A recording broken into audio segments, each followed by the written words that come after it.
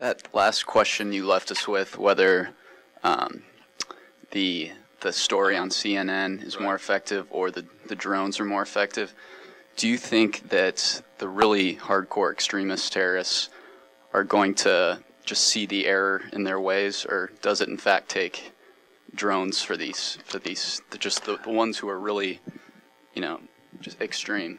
Good question. What I suspect happens in that room full of muscle men is they're having other conversations, and somebody says, "Did you hear about that drone attack?" And they'll say, "Yeah," down the road. They took out Mohammed, but we all know he was a jerk anyway. But they also killed 3 families, and we're really mad about that. Now, I'm just making that up. I'm saying, but there are people, the hardcore extremists are indeed a problem. And I've lived in neighborhoods with hardcore extremists. You've got to isolate them. You've got to deal with them. You've got to try and persuade them. You've got to offer them other alternatives. But sometimes you just have to remove them from the scene, one way or the other. But if your policy is to round up all the kids when a crime is committed and beat them all up, you end up having more problems. So there's a similarity there. How do you isolate the terrorist networks, terrorists during the time?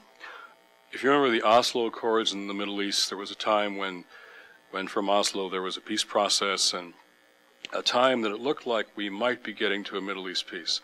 During that time, Hamas had a very difficult time recruiting operatives and terrorists. They couldn't find people to snap on suicide bombing vests. Now they have no trouble at all.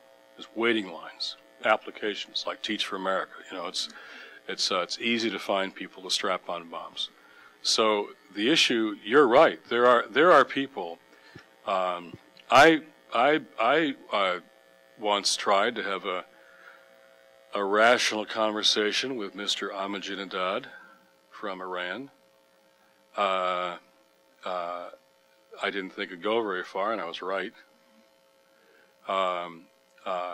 But if we attack Iran, I'm just telling you, we will unify people behind Ahmadinejad.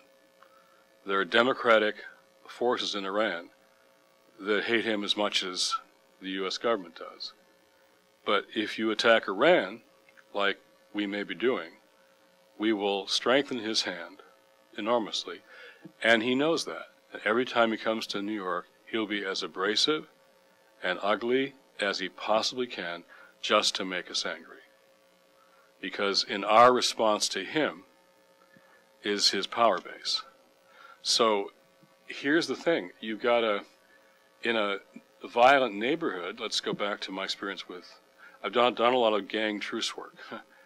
And terrorist organizations are like gangs. In fact, some of you even said, you made a parallel between terrorist organizations and gangs, a sense of belonging, a sense of fitting in, a sense of having a group.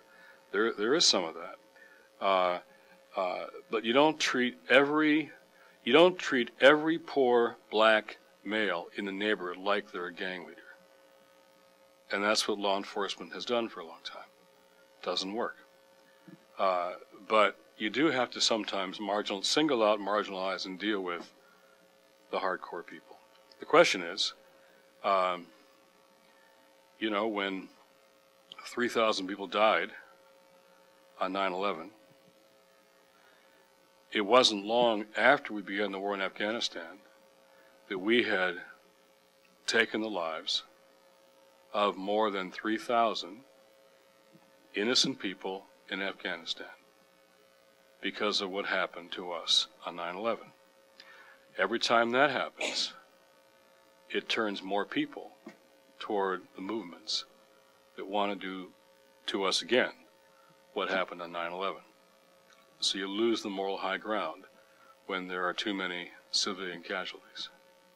So the question is, how do you find a strategy that really that doesn't naively think that just a rational conversation with Dilla Omar or somebody will make a difference, because it won't.